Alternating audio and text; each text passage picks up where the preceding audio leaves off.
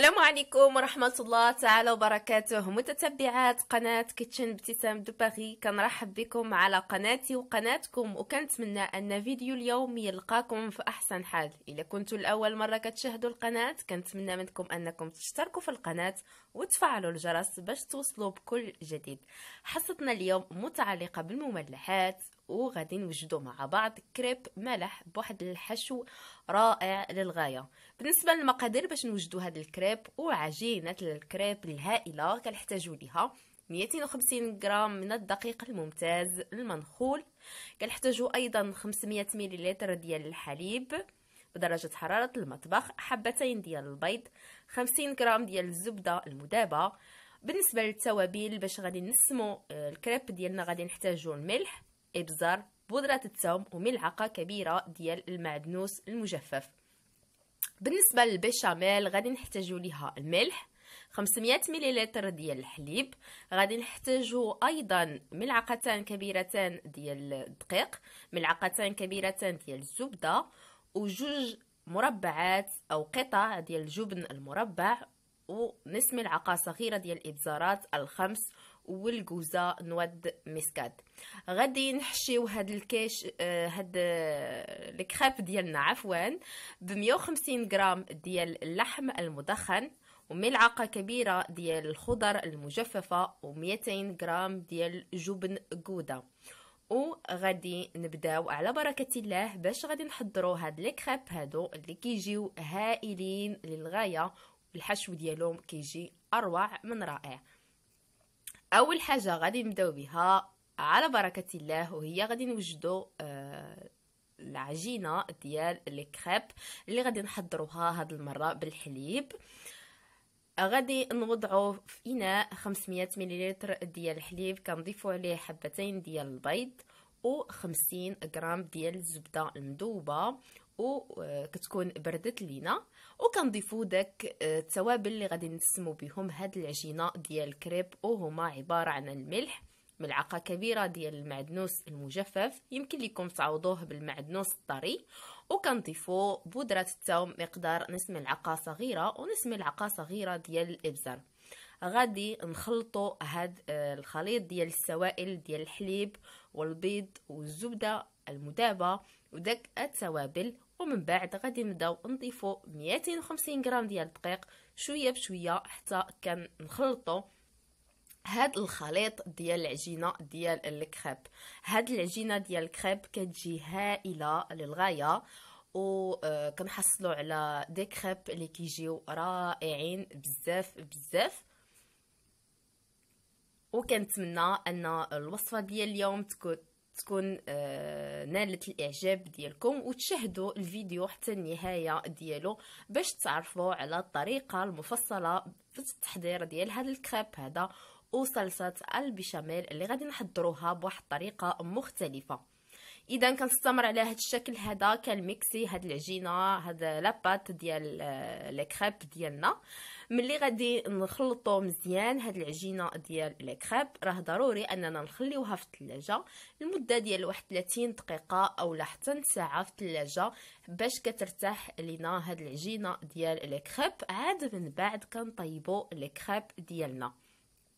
كيف ما كتعرفوا ان لي كريب راه ما كنضيفوا لهمش الخميره الخاصه بالحلويات، اذا يمكن لنا اننا ملي نخلطوا هاد العجينه ديال لي كريب نحتفظوا بها ساعه في الثلاجه ماشي مشكل. من بعد ما خلطت العجينه ديالي لي كريب وما بقاولياش داك الحبيبات ديال الدقيق، هذا هو القوام ديال العجينه ديال لي كريب ديالنا.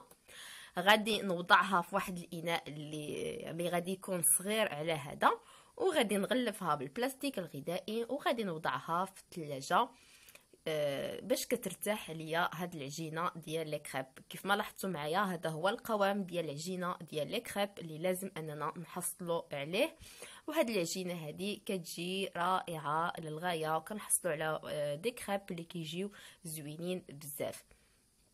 حتى الحشو اللي غادي نحشيو به هاد الكريب هذا راه جميل للغايه وسهل في نفس الوقت.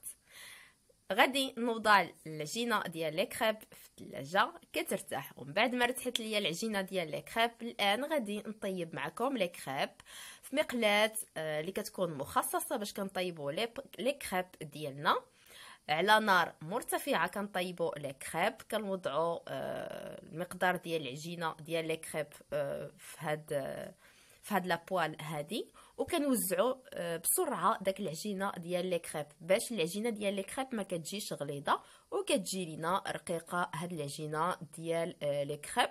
ومن بعد ما كطيب لينا الكريب من تحت كنقلبوها باش كتحمر على الجهه الثانيه.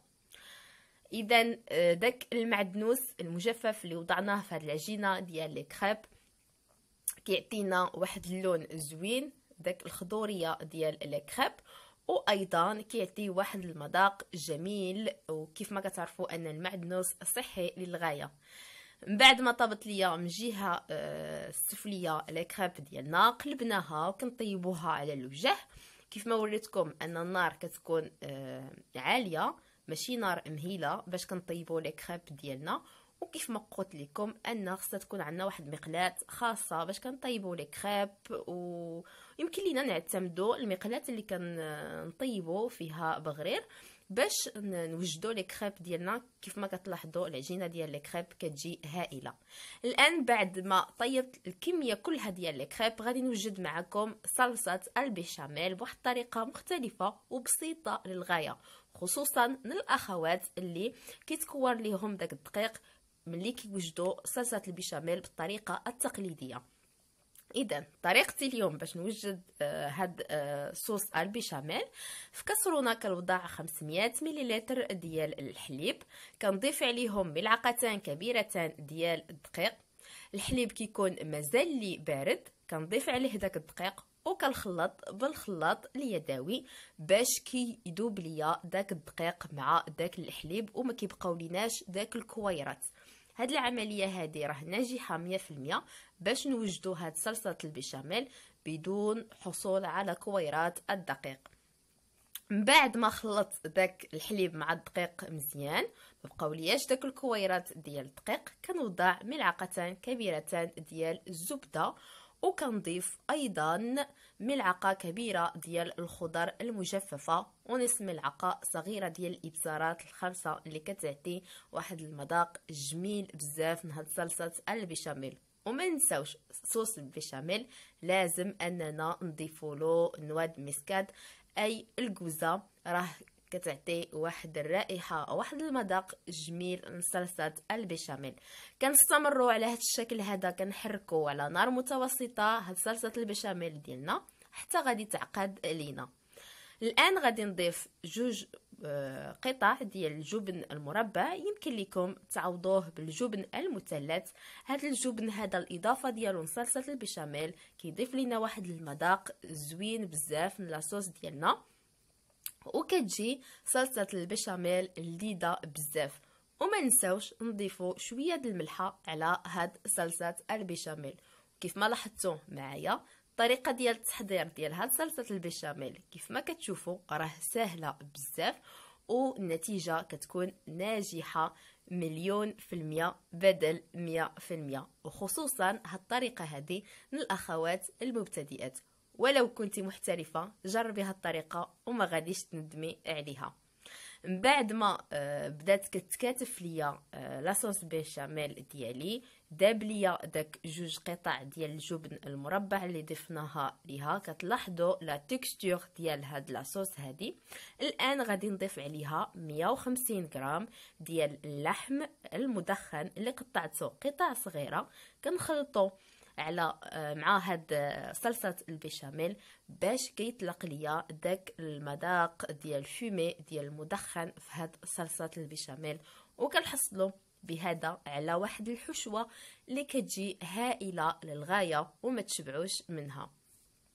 كنخلطوا جيدا داك قطع اللحم مع صلصه البيشاميل، وغادي نفرغها في اناء وغادي نخليها حتى تبرد باش نعمر بها لي كريب ديالي. هاد لي كريب صالي كيجيو هائلين للغايه ورائعين، يمكن لنا اننا نحضروهم للضياف ويمكن لنا ايضا نعتمدهم كوجبة عشاء اللي كتجي خفيفة وجميلة في نفس الوقت.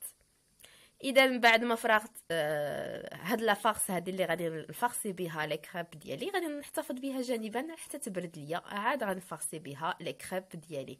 لي كريب ديالي ها هما من بعد ما طابو كيجيو رائعين للغايه. هاد القياس هذا اللي عطيتكم راه كيخرج لينا 14 قطعه ديال لي كريب من الحجم الكبير. يمكن لكم تطيبوا لي كريب ديالكم في لي بوال اللي كيكونوا صغيورين وكتحصلوا على دي ميني كريب.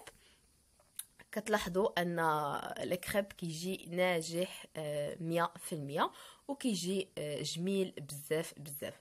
الان وصل الوقت باش غادي نعمروا هاد الكريب ديالنا. غادي نوضع الوجه كيكون على قاع ديال طاوله العمل، وكنوضع ملعقه كبيره ممتلئه ديال لافارس ديالي. غادي نوزعها تقريبا على واحد الشكل ديال المربع باش ملي غادي نجي نطوي لي كريب ديالي كيتطواو ليا على واحد الشكل مربع كيجي زوين للغايه. من بعد ما كنوزع ملعقه كبيره ديال هاد لافارس هادي، كنضيف عليها شويه ديال الفرomاج غودا. يمكن لكم تعوضوه بفرomاج ايمونتال، ولكن فرomاج غودا كيعطي واحد المذاق جميل للغايه. كنطوي لي كريب ديالي على هذا الشكل هذا، وكنلصق هاد لي كريب شويه ديال صلصه البيشاميل. غادي ندهن شويه ديال صلصه البيشاميل على هاد الوجه ديال المربع باش نثبت عليه شويه ديال الجبن المبشور. وبهذا كنكون زينت لي كريب ديالي. هاد لي كريب هادو راه غادي ندخلهم للفران من بعد ما غادي نسالي الكميه كلها باش غادي يذوب ليا داك الفرomاج. ومن بعد كنزينوا واحد الاضافه كنزيدوا واحد الاضافه ديال التزيين على هاد لي كريب هادو، وهما الاضافه ديال شويه ديال الخضر المجففه. اذا غادي نعاود معكم قطعه ثانيه ديال كيفاش نفرسيو هاد لي كريب هادو. اذا كنوضع لي كريب ديالي على هاد الشكل هذا، وكنوزع عليه ملعقه كبيره ممتلئه ديال لافارس. كنزيد عليها شويه ديال الفرomاج غودا، وكنطوي لي كريب ديالي كيف ما كتلاحظوا معايا. الطريقه راه هي سهله بزاف وبسيطه، والنتيجه كتجي زوينه. باش كنلصق هاد لي كريب ديالي بشويه ديال لاصوص بيشاميل، كناخذها وكنلصق لي كريب ديالي، وكنحصلوا على واحد المربع ديال لي كريب اللي كيجي جميل للغايه. كان نزين لي كريب ديالي بشويه ديال الفرomاج غودا، وكنزلهم في صينيه ديال الفرن مفروشه بورق الطهي. وكيف ما كتلاحظوا معايا فرسيت لي كريب ديالي.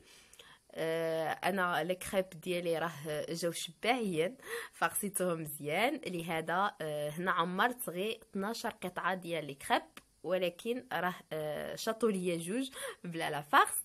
الان غادي نوضع هاد لي كريب ديالي لمده ديال واحد دقيقتين او 3 ديال الدقائق على 180 درجه حتى كيذوب ليا داك الفرomاج واحد شويه. ملي كيذوب داك الفرomاج واحد شويه، كنزيد واحد الاضافه ديال التزيين على هاد لي كريب هادو، وهما شويه ديال الخضر المجففه كنزيدوها فوق داك الفرomاج. وبهذا كنكونوا زينا لي كريب ديالنا. يمكن لكم تستغنوا على هذا الاضافه ديال الخضر المجففه على لي كريب ديالكم، وتعوضوها بشويه ديال المعدنوس الطري تزينوا به لي كريب ديالكم فوق الفرomاج. من بعد ما وضعت لي كريب ديالي فرسي بالبيشاميل واللحم المدخن في صحن التقديم، هذا هو الشكل النهائي ديال لي كريب ديالنا. لي كريب اللي مالحين بواحد الحشو اللي كيجي اروع من رائع.